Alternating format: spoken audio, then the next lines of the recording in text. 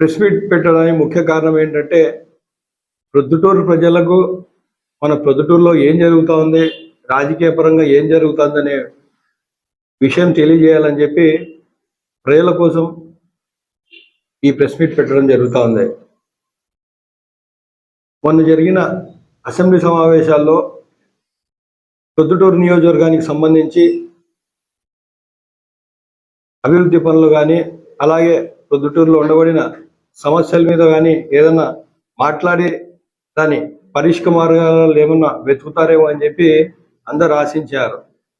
కానీ ఆ సమావేశంలో మన ప్రొద్దుటూరు ఎమ్మెల్యే నంద్యాల వరదరాజ రెడ్డి గారు ప్రొద్దుటూరు అభివృద్ధి గురించి కానీ, ప్రొద్దుటూరులో ఉండబడిన సమస్యల గురించి కానీ మాట్లాడకపోవడం చాలా దుర్మార్గం, చాలా బాధాకరం.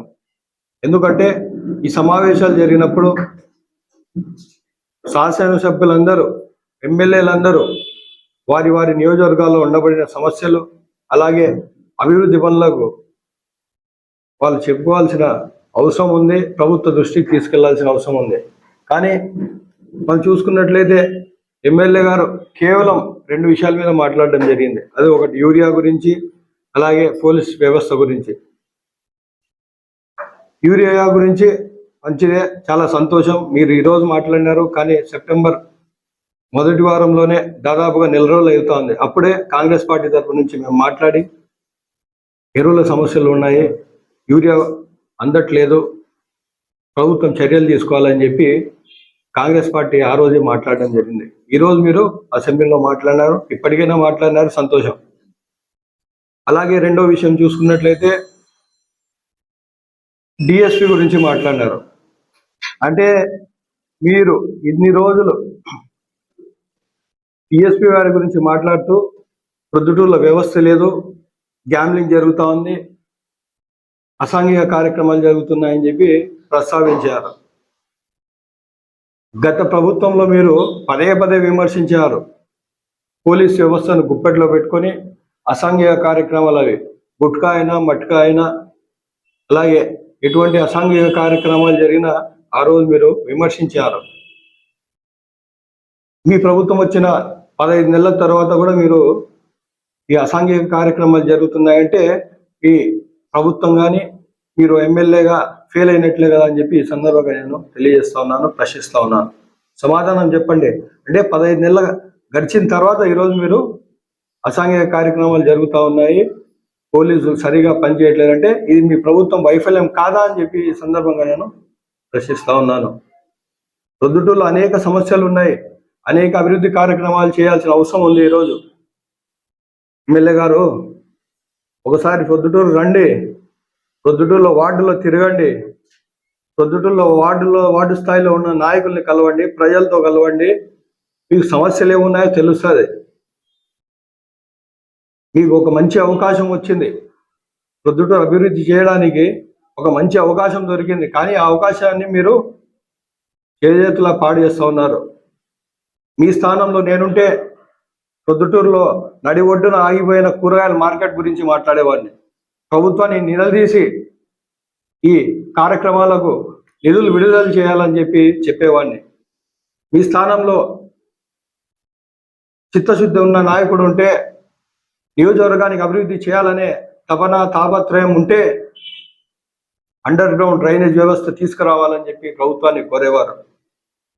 మీ ప్లేస్లో ఒక చిత్తసిద్ధ నాయకుడు ఉండి అభివృద్ధి చేయాలనే ఆకాంక్ష ఉంటే మంచి నీటి పైప్ లైన్ మార్చాలి. ప్రొద్దుటూరులో ఉండబడిన ఈ పైప్ లైన్ దాదాపుగా 60-70 సంవత్సరాల నుంచి ఉన్న ఈ పైప్ లైన్ ఇప్పుడు మార్చాల్సిన అవసరం ఎంతైనా ఉంది. శిథిలా వ్యవస్థకు చేరి ఆ పైపులు తుప్పుపట్టి ఈరోజు ఆ తుప్పుపట్టిన పైపుల్లో మురుగునీరు కలుషితమై ఈరోజు ప్రజల అనారోగ్యాల బారిన పడుతూ ఉన్నారు. ఇవన్నీ మీకు పట్టవా? ఎంతసేపటికి ప్రొద్దుటూరులో చూసుకుంటే నువ్వెంత తిన్నావు, ఇవే మీకు అసాంఘిక కార్యక్రమాల గురించి మాట్లాడతారు. అలాగే బెట్టింగ్, గ్యాంబ్లింగ్ అంటారు. ఈరోజు ఆ రోజు ఉండబడిన ఈ వైసీపీ కౌన్సిలర్లు ఈరోజు తెలుగుదేశంలో వచ్చిన తర్వాత మానేసినారా వీళ్ళు గ్యాంబ్లింగ్ ఏమన్నా? ఇదే కదా ఈ కౌన్సిలర్స్ అక్కడ మా టీడీపీలో చేరితే మంచి వాళ్ళు, ఆపోజిట్ పార్టీల్లో ఉంటే తప్పు చేసేవారా? సమాధానం చెప్పండి. ప్రొద్దుటూరు ఎప్పుడు అభివృద్ధి చేస్తారో, ఎలా అభివృద్ధి చేస్తారో, మీ ప్రణాళిక ఏంటి, ప్రజలకు సమాధానం చెప్పండి. ఈరోజు చూడండి, రోడ్ల మీద ప్రవహిస్తూ ఉన్నాయి మురుగునీరు. దాని గురించి మీరు పట్టించుకున్నారా? అభివృద్ధి గురించి మీరు పట్టించుకున్నారా? గత ప్రభుత్వంలో ఆగిపోయిన 15,000 ఇళ్ల గురించి మీరు మాట్లాడుతూ ఉన్నారా? ఎన్ని సమస్యలు, ఇవన్నీ మీకు పట్టవా? 15,000 ఇళ్ళు ఆగిపోయినాయి. ప్రభుత్వాలు మారుతూ ఉన్నాయి, కానీ ప్రజల జీవితాలు మారట్లేదు. ఆలోచించండి. కేవలం అధికారంలో ఉన్నామా, అధికారం చలాయించుకున్నామా, ఇదే ఉంది. కానీ పొద్దుటూరు అభివృద్ధి చేద్దామా, ఏం అవసరాలు ఉన్నాయి, ఏ సమస్యలు ఉన్నాయి, ప్రజలకు ఏ సమస్యలు ఉన్నాయనే ధ్యాస మీకు ఏమన్నా ఉందా? ప్రజలు కూడా ఆలోచించాలి. ఎప్పుడు వీరైనా నాయకులు, చేసినా చేయకున్నా వీరైనా నాయకులు. ప్రొద్దుటూరు ప్రజలు కూడా అడవులకు పడిపోయారు. అంటే అన్ని చోట్ల ఇలానే ఉంటుంది అనుకుంటారు. పాపం భ్రమలో ఉన్నాం. అటు కృష్ణలో చూడండి, ఒక దోమ అనేది కనపరాదు, ఒక కాలువ అనేది కనపరాదు నియోజకవర్గంలో. ఎందుకు ఈ దుస్థితి ప్రొద్దుటూరు? ఎక్కడ చూసినా మురుగునీరు, అందులో రోడ్ల మీద ప్రవహిస్తున్నాయి దోమలు, ట్రాఫిక్ సమస్యలు. అభివృద్ధి మీరు కొత్త పరిశ్రమలు, కొత్త ప్రాజెక్టులు అవి మర్చిపోండి.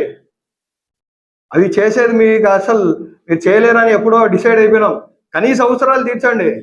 రామేశ్వరం బ్రిడ్జ్ గురించి మాట్లాడండి, ఇంజనీరింగ్ కాలేజ్ గురించి మాట్లాడండి, ఆర్ట్స్ కాలేజ్ అభివృద్ధి గురించి మాట్లాడండి, అలాగే గవర్నమెంట్ హాస్పిటల్ గురించి మాట్లాడండి, ఆగిపోయిన కూరగాయల మార్కెట్ గురించి మాట్లాడండి. మీరు ఏం చేస్తున్నారు?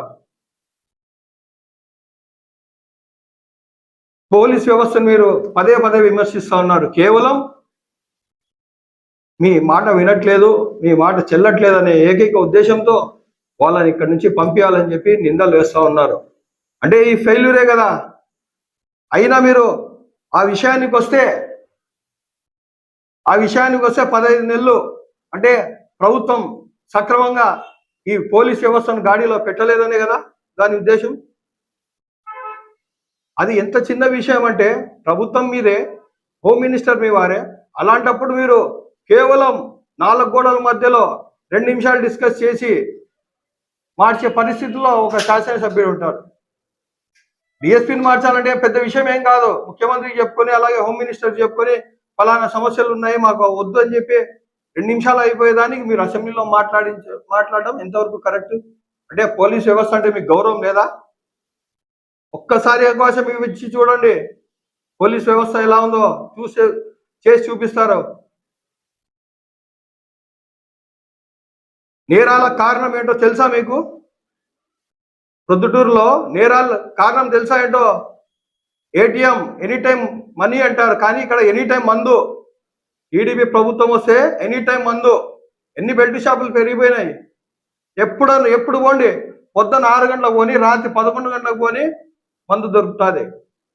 ఆర్థిక వ్యవస్థ దెబ్బతింటుంది. పల్లెల్లో ఆర్థిక వ్యవస్థ దెబ్బతింటా ఉంది దీనివల్ల. రోజు 1 కోట్ల తాగేవాడు ఈరోజు 2-3 తాగుతాడు. అందుబాటులో ఉంది. ఏం చేస్తారు? అందుబాటులో ఉంది. విచ్చలవాడిగా 500, 600, 700 సంపాదించేవాడు ఆ డబ్బంతా దానికే పెట్టేస్తా ఉన్నాడు. ఈరోజు మీకు తెలియకపోవచ్చు, భవిష్యత్తులో ఆర్థిక వ్యవస్థ పల్లెల నుంచే స్టార్ట్ అవుతుంది. ఆర్థిక వ్యవస్థ దెబ్బతింటా ఉంది. ఏం చేస్తా ఉన్నారు దీనికోసం? విచ్చలవిడిగా మద్యం. అక్కడికి సదాశివ లాంటి వాళ్ళు సిఐ గారు, ఆయన రాత్రిపూట్ల కూడా కోమింగ్ చేస్తారు. రాత్రిపూట్ల ప్రతిరోజు తిరుగుతూ ఉన్నారు ఆయన. ఇలా తాగే వాళ్ళను, అల్లరి చేసే వాళ్ళను కట్టడి చేయాలనే ఉద్దేశంతో ప్రతిరోజు నైట్ టైమ్స్ తిరుగుతూ ఉన్నారు. ఆ తిరగడం వల్ల అక్కడక్కడ అదుపులో ఉంది. పోలీస్ వ్యవస్థ అంటే ఎంత తక్కువ అనుకుంటారా మీరు? ఒక్కసారి ఛాన్స్ ఇచ్చి చూడండి. ఫ్రీ హ్యాండ్ ఇవ్వండి, ఎవరు ఫోన్ చేయకండి, ఓపెన్ స్టేట్మెంట్ ఇవ్వగలుగుతా మీరు? పోలీస్ వ్యవస్థ మీద మీరు విమర్శించేవారు ఓపెన్ స్టేట్మెంట్ ఇవ్వండి. నేను కానీ, నా టీడీపీ పార్టీకి చెందిన నాయకులు కానీ ఏ ఒక్కరు కూడా ఏ విషయంలో కూడా పోలీసులకు మేము ఫోన్ చేయము, పోలీస్ వ్యవహారాలు మేము జోక్యం చేసుకోమని చెప్పి ఒక్క మాట మీరు ఓపెన్ స్టేట్మెంట్ చేసి ఆ మాట మీద కట్టుబడి ఉండని పోలీస్ పవర్ ఏంటో తెలుస్తుంది. పోలీస్ వ్యవస్థను ఎంతో గౌరవించాలా. ఈరోజు మీరు విమర్శించే స్థాయికి తీసుకొచ్చారంటే దాని ప్రభావం రాజకీయ నాయకులే, ముమ్మాటికి రాజకీయ నాయకులే పోలీస్ వ్యవస్థను తప్పుదో పట్టిస్తూ ఉన్నారు. తప్పులన్నీ మన వాళ్ళు పెట్టుకొని మన పనులు జరగలేదని వారిని తప్పు చూపడం ఎంతవరకు కరెక్ట్? సమాధానం చెప్పండి. ప్రభుత్వం మీద కదా మార్చుకోండి. పొద్దుడు సమస్యల మీద మాట్లాడండి. మీరు అసెంబ్లీకి వెళ్ళినప్పుడు మున్సిపాలిటీకి వచ్చి మీ పెత్తనం చలాయించాలని చూస్తారు కదా. మీరు చైర్మన్లు కౌన్సిలర్లు ఉండగా ఆ చిన్న చిన్న విషయాలు మీరు జోక్యం చేసుకొని మాట్లాడతారు కదా. ఇదే మాట్లాడడం అక్కడ మాట్లాడొచ్చు కదా. మీరు ప్రొద్దుటూరు ప్రజలకు విజ్ఞప్తి చేస్తా ఉన్నాం, ప్రజలారా గమనించండి. ఎవరు ప్రజల పక్షాన ఉన్నారో, ప్రజల అభివృద్ధి ఎవరు కోరుకుంటా ఉన్నారో, నియోజకవర్గ అభివృద్ధి ఎవరు కోరుకుంటా ఉన్నారో, కూరగాయల మార్కెట్ ఎవరు కడతారో, అండర్ గ్రౌండ్ డ్రైనేజ్ ఎవరు తెస్తారో, మంచినీటి పైప్ లైన్ ఎవరు మారుస్తారో ప్రశ్నించండి. మీరు కూడా ఆలోచించండి. కొత్త ప్రాజెక్ట్స్ విషయం పక్కన పెడితే అది రావని ఎలాగో డిసైడ్ అయిపోయినాం. కనీసం మౌలిక వసతులు, కనీస బేసిక్ రిక్వైర్మెంట్స్ అనేవన్నా ఎప్పుడు వస్తాయో ప్రశ్నించండి. మనమందరం ప్రశ్నించాలా. దయచేసి మిమ్మల్ని అందరినీ కోరుకుంటా ఉన్నాను, ఆలోచించండి, ప్రశ్నించండి.